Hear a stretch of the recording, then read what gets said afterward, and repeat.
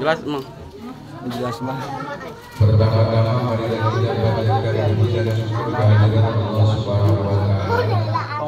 Salawat beserta salam semoga Allah kepada junjungan kita baginda Nabi Muhammad sallallahu alaihi wasallam dan kepada seluruh keluarganya. Awas. Kita semua mudah-mudahan selalu ada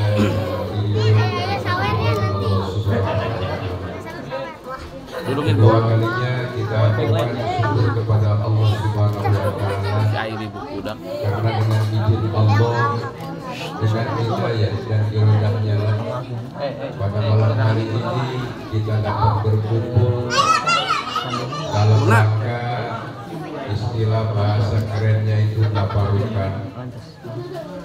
Mudah-mudahan perkumpulan kita, pertemuan kita di malam hari ini selalu diiringi dengan ridho dan rahmat Allah. Oleh karenanya ya Allah ya budak. Allah berfirman di dalam ayat sejarah. Kata Allah, Bismillahirrahmanirrahim.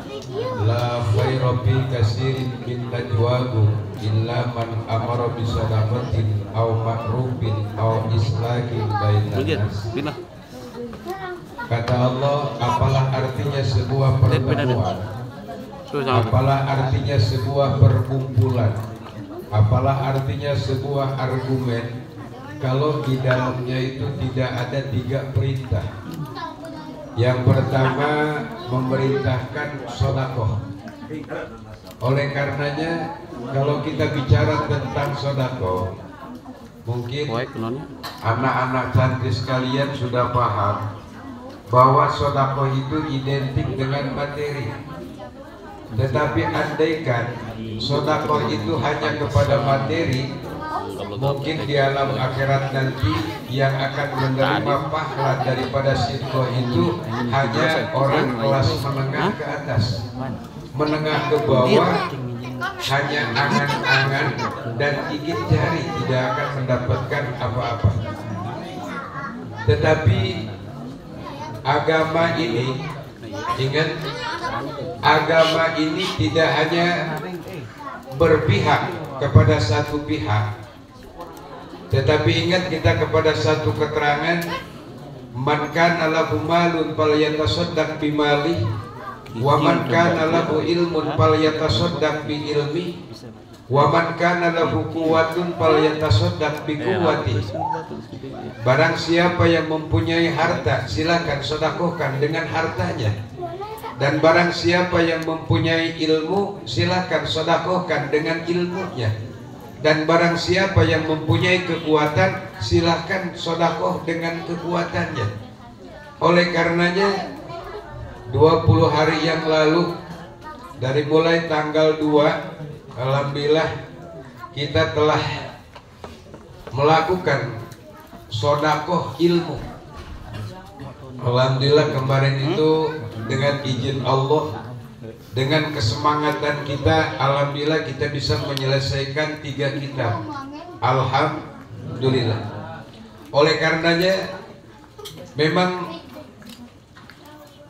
walaupun tidak, istilahnya tidak dipikirkan terlebih dahulu, memang kitab yang kemarin kita baca atau yang kemarin kita aji itu luar biasa.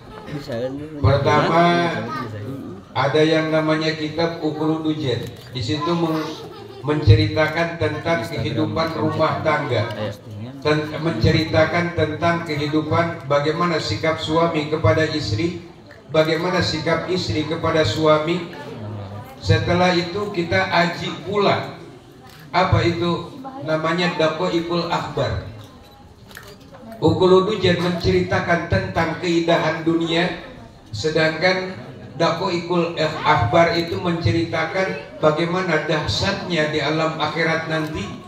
Diawali ketika kita melepaskan ruh, melepaskan nyawa. Setelah itu terakhir kemarin tamat diaji pula ruhbiyah. Artinya di dalam rumah tangga orang itu jangan terlena. Kenapa? Mati akan selalu mengikuti kita. Setelah kita mati, ya setidaknya sendok atau piring akan kita tinggalkan, maka diatur lagi dengan kitab ruhbiyah. Oleh karenanya kitab yang kita aji di bulan puasa kemarin selama ya kurang lebih sekitar 20 hari, lengkaplah sudah. 2 kehidupan kita ceritakan, dan kewajiban setelah kita meninggal pun yaitu membagikan waris kita jelaskan juga. Oleh karenanya harapan besar kita 3 kitab yang kemarin kita aji, mudah-mudahan Allah selalu memberikan taufik dan hidayah kepada kita, sehingga bukan hanya ngaji, bukan hanya melihat, tetapi kita mampu mengamalkan dan melaksanakan apa pesan-pesan yang ada di dalam 3 kitab tadi. Oleh karenanya intinya sekali lagi, yang namanya pasaran itu terutama ngaji logat itu pasti, karena di sini kan disesuaikan. Baca kitabnya agak cepet dikit, kenapa? Terawihnya juga cepet. Mungkin di desa Pancawati terawih nomor 1 di Pasir Kuda. Nanti tunggulah pengumumannya, juara pertama nanti akan diumumkan. Ini terawih paling cepat kayaknya, setelah yang ada di media sosial. Ini mungkin urutan kedua ini. Makanya setelah itu insya Allah Pak, insya Allah adik-adikku dan anak-anakku sekalian, setelah kita mengaji 3 kitab tadi, sekali lagi harapan besar kita mudah-mudahan kita semua dapat ilmu yang bermanfaat. Amin. Ya Allah ya Rabbal. Setelah pulang nanti, dewasa nanti, amalkan itu ilmu. Amalkan itu ilmu. Jangan sampai ilmu itu hanya dijadikan tontonan, ngaji itu hanya dijadikan sebagai alat kebiasaan, tetapi perlu penelaahan, perlu pengamalan.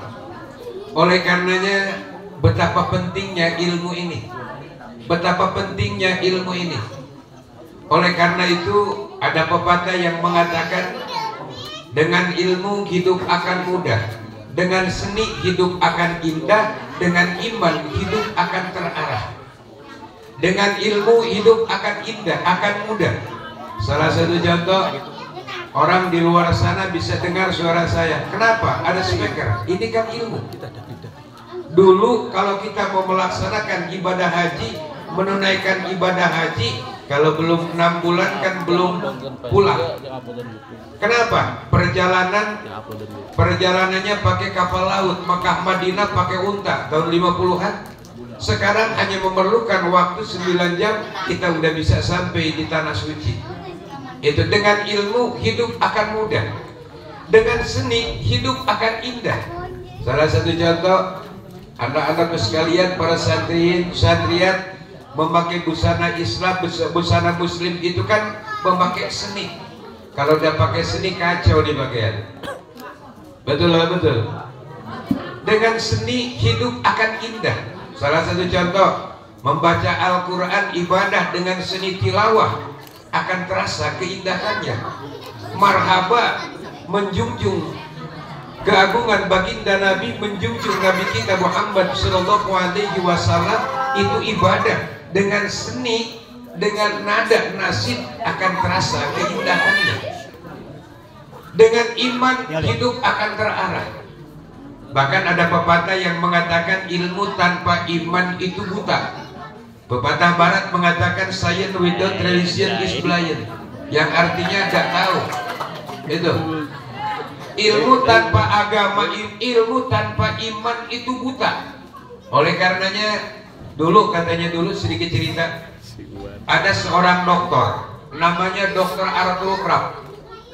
Orang mana? Ya Pancawati, Tongol kira-kira. Orang itu ilmunya hebat, agamanya gak ada. Dia ngomong begini, nanti pada tahun 2010 manusia tidak lagi butuh terhadap guru. Kenapa? Di tahun itu ditemukan mesin nickel educator. Makanya jadi usaha agak gaul dikit, gak apa-apa itu. Karena di tahun itu ditemukan mesin nickel educator, artinya mesin yang bisa ngajar. Berarti pada tahun 2010 manusia, ustadz-ustadz itu bakal bangkrut. Woi, ustadz bangkrut. Ada ustadz bangkrut? Gak ada ceritanya ustadz bangkrut. Walaupun kemarin di masa Covid 2 tahun para mubalik dan bisa menyampaikan tausiahnya, tetapi alhamdulillah tidak pernah ada kata bangkrut. Kenapa? Yang undang kagak ada, yang meninggal banyak. Tahlil terus-terusan, lumayan nyambung hidup itu. Makanya sekarang ini banyak nih, mungkin berpacu ngacu kepada ucapan dokter tersebut, sehingga setiap seseorang baik muda maupun tua kalau dihadapkan dengan satu masalah, bukan kiai ustadz yang didatangi, justru Google yang dibuka. Betul lah, betul. Andaikan umat Islam memegang atau waktu yang dia luangkan untuk membaca Al-Quran itu balance atau seimbang dengan memegang HP, rasa-rasanya umat Islam itu akan semakin maju, umat Islam akan semakin bersih. Tetapi sekarang ini orang lebih betah pegang HP ketimbang pegang Al-Quran. Jelas. Anak-anak terutama, kalau orang tua sih kagak beda kali ya. Kagak beda gitu. Itu pada tahun 2020 kata tuh dokter, manusia mendekati kecepatan cahaya, artinya 18 juta kilometer per menit. Pada tahun 2030 manusia bisa melakukan penerbangan antar planet ke planet lain. Pada tahun 2040 manusia bisa melakukan penerbangan antar planet Mars ke planet Jupiter. Puncak kemajuan ilmu pada tahun 2100 kata tuh dokter, manusia tidak perlu mati. Kenapa? Sedemikian jeniusnya para dokter, ditemukan sebuah pil anti malakal maut. Itu kan gila benar tuh dokter. Kalau orang ilmunya ada, agamanya gak ada, ngomong begitu kan sah-sah saja. Kenapa? Allah berfirman di dalam ayat suci Al-Quran, kalla innal insana layatgo ar-ro'ahu stagna. Manusia sering lupa diri atas keterbatasannya ketika hidupnya sudah merasa mapan. Oleh karenanya, mari kejar ilmu tetapi jangan lupa diri. Kejar ilmu, cari ilmu sebanyak-banyaknya, cari waktu sebanyak-banyaknya untuk mengamalkan ilmu tersebut. Tetapi jangan lupa diri. Jangan lupa diri. Mentang-mentang udah banyak ilmu, mentang-mentang itu bisa, ini bisa, sampai orang lain dianggap bodoh semua, orang lain dianggap salah semua. Kami demi Allah dak suka dari dunia akhirat kalau ada salah satu anak Al-Inayah membawa ilmu Allah, sesampainya di rumah dia punya penyakit sombong. Hati-hati, hati-hati, jangan sampai punya penyakit sombong. Kenapa? Sehebat apapun seorang manusia akan membutuhkan orang lain. Kenapa? Karena manusia itu adalah makhluk sosial. Artinya tidak bisa maju tanpa bantuan dan dukungan orang lain. Sesuai firman Allah, khuliqal insanu dha'ifa. Manusia diciptakan oleh Allah sangat lemah. Ini mubalik bisa ngomong kalau ada yang hadir. Yang hadir bisa memasang telinganya kalau ada yang ngomong. Makanya sekali lagi, jebolan Al-Inayah tidak boleh satupun yang ketika menjadi ustadz, menjadi kiai, gak boleh menjadi orang menjadi orang jangan sampai begini, jangan sampai begini. Sekarang kan ada penyakit kiai itu, penyakit kiai, penyakit ustadz. Kalau nggak ngaji, ngajinya cukup sama saya saja, sama orang lain tidak boleh ngaji. hati-hati, Allah merahasiakan ilmu yang bermanfaat di mana kita dapat, dan bisa ditentukan oleh di satu guru. Oleh karenanya cari guru sebanyak-banyaknya, tetapi jangan lupa terhadap guru yang pertama. Itu kunci kemanfaatan ilmu kita. Sekali lagi saya harap mudah-mudahan kalian menjadi anak yang soleh dan solehat. Amin.